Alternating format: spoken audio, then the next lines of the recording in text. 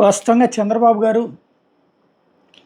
విదేశాల నుండి వచ్చాక ఎన్డీఏ అభ్యర్థులందరితో మీటింగ్ అంటే కాన్ఫరెన్స్, వీడియో కాన్ఫరెన్స్ కాల్స్ ఇవన్నీ చేస్తే వైఎస్ఆర్ కాంగ్రెస్ పార్టీ తరఫున సజ్జల రామకృష్ణారెడ్డి వాళ్ళందరికీ సజెషన్స్ ఇచ్చారు, ఏం చేయాలి పోలింగ్ ఏజెంట్ల విషయంలో ఇవన్నీ కూడా. అదే సందర్భంలో అక్కడేం పురంధేశ్వరి, పవన్ కళ్యాణ్, చంద్రబాబు వీళ్ళందరూ కూర్చుని ఇచ్చారు, ఇక్కడ సజ్జల వరకే ఇచ్చారు.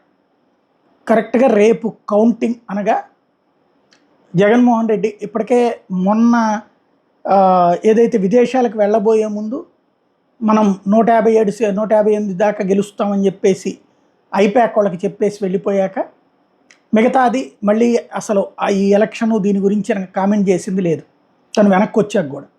అయితే ఇప్పుడు టఫ్ ఫైటు, టైట్ ఫైటు, ఈ ఎగ్జిట్ పోల్స్ వీటిటన్నిటి తర్వాత స్టేట్మెంట్ల తర్వాతన ఓ పక్కన ఏదైతే కౌంటింగ్ సందర్భంగా ఎదురవుతున్నటువంటి ఇబ్బందుల్ని వీటన్నిటిని దృష్టిలో పెట్టుకుని ఇదిగో ఇది జగన్మోహన్ రెడ్డి చేసినటువంటి ట్వీట్.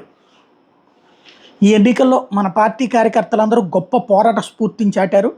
రేపు జరగనున్న కౌంటింగ్ ప్రక్రియలో కూడా అదే స్ఫూర్తిని కొనసాగిస్తూ ప్రజలు మనకు వేసిన ప్రతి ఓటుని మన పార్టీ ఖాతాలోకి వచ్చేలా అప్రమత్తంగా వ్యవహరించి మన పార్టీకి అఖండ విజయాన్ని చేకూరుస్తారని ఆశిస్తున్నాను.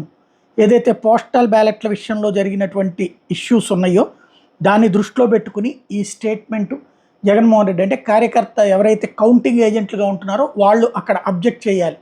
ఒకవేళ కనుక వైసీపీకి పడ్డ ఓట్లని అవతలోళ్ళు చెల్లనివని చెప్తే పక్కన పెట్టేస్తారేమో అట్లాంటి ఇప్పుడు ఎందుకంటే సీలు స్టాంపు లేని వాటిని ఎలవ్ చేయాలని ఎప్పుడైతే నిర్ణయం తీసుకున్నారో అప్పుడు అక్కడ పోల్ మేనేజ్మెంట్ జరుగుతుంది అన్నటువంటి సందేహం వచ్చింది వైఎస్ఆర్ కాంగ్రెస్ పార్టీకి. అదే పదే ప్రస్తావిస్తోంది. ఇప్పుడు జగన్ ట్వీట్తో జగన్ కూడా ఆ విషయం మీద కలవరపడుతున్నారు అన్నట్టు అర్థమవుతుంది. ఒక పిలుపిచ్చారనమాట.